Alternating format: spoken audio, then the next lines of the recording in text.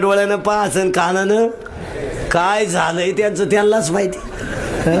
एका बाजूला म्हणायचं शुद्ध आहार घ्या, एका बाजूला म्हणायचं शाकाहार उत्तम आहार, एका बाजूला म्हणायचं आहारावर सगळी बुद्धी अवलंबून आहे, आणि एका बाजूला गॅस पुढे चपला आहे.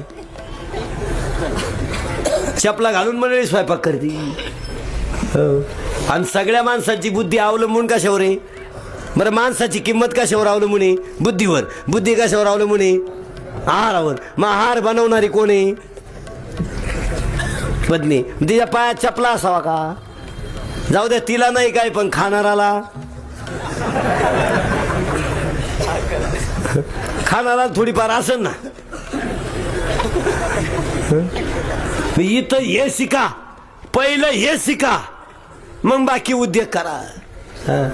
गॅस पुढे चपला घालू नये. या सांगायचं का? या सांगायचं